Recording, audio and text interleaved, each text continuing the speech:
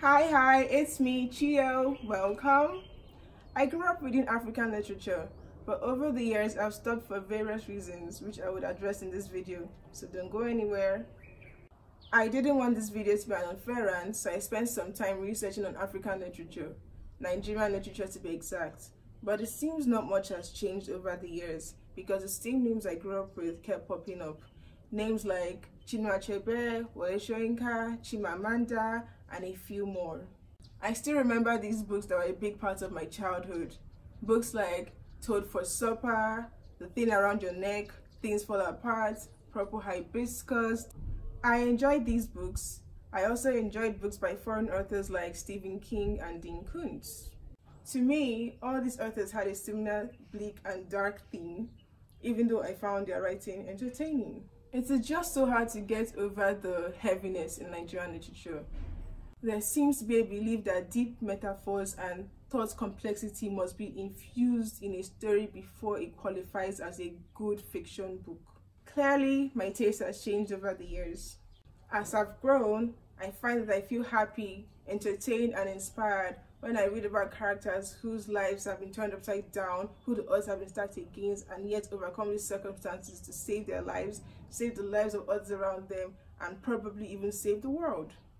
These fantastical books make it easier for me to manage the difficult parts of life and prevent me from getting jaded. This is the reason why I'm so determined to convince others to read fantasy books. It gives hope at times. It gives that feeling of, if they can do it, so can I. My preference, though, doesn't in any way devalue these books I grew up with. It just means I want something else. So I took my research online to find the best Nigerian literature books, and of course the same names kept popping up. It's as if nothing had changed over time. The only addition to this list were Nigerian authors who were born or grew up in the UK or the US, and maybe one or two others who were either famous for something else besides their works, or who had won literary contests like the Booker Awards or the Commonwealth Literary Contest. So I shrunk my search range yet again to Nigerian fantasy books that were written between 2018 and 2019 to cancel out these previous names. I shouldn't have been surprised to find out that things hadn't changed much.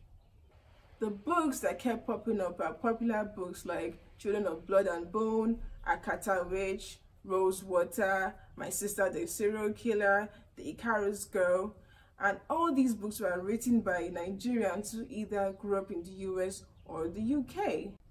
At this point, my quest to defend myself for not reading Nigerian literature turned sad. I started wondering what the real issues were. Since there were no places online where I could search for a list of local Nigerian writers and see the reviews on their book, proper reviews, not just paid reviews or people jumping over the real topic of the book, which I would address in a different video. I decided to take my search to a local bookstore. I was determined to buy a Nigerian fantasy book written in Nigeria for Nigerians by a Nigerian. This is how I came across Scarlet, which you see on my bookshelf. It's a Nigerian fantasy book written by a Nigerian author. There wasn't much information on the book, but the cover was nice, so I bought it. Unfortunately, I haven't been able to finish the book. It was just too hard to swallow.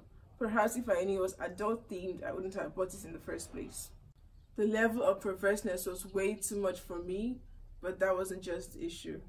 I couldn't grasp who the main character was, the motivation behind any decision in the story, or anything much from the story. Details that the writer could have expanded on were quickly skipped over, and the ones that aren't necessary were added, making us lose the fullness of the story. I'm sorry I couldn't like this book, but there you have it. This reminds me of what Mary Poppins says: a cover is nice, but a cover is not a book. Honestly, this whole experience has discouraged me from reading Nigerian books, but I do believe there are good books that are out there that don't have dark themes, and I'm missing out on them.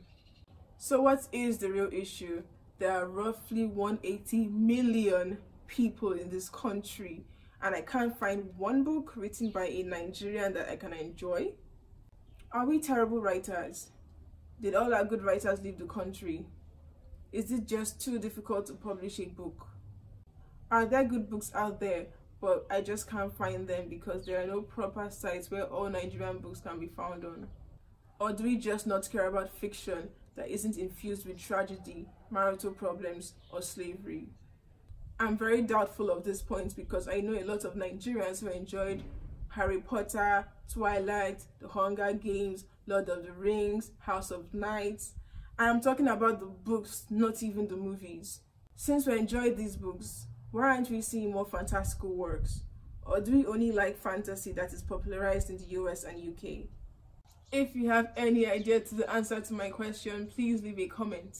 If you think I'm wrong and you have any recommendation of fantasy, sci-fi, mystery, crime, even thriller, written by you, a friend, or an author you admire, a Nigerian author writing and living in Nigeria to be exact, please leave the name of the book below and if possible the link to this book. I might just buy it. I'm hoping that I could finally have Nigerian books in my collection. With that, I do plan on picking up Children of Blood and Bone, even if I've heard mixed reviews about it, Akata Witch, and definitely My Sister the Serial Killer. That's all I have for you today. If you like this video, give me a thumbs up, subscribe, and ring that notification bell.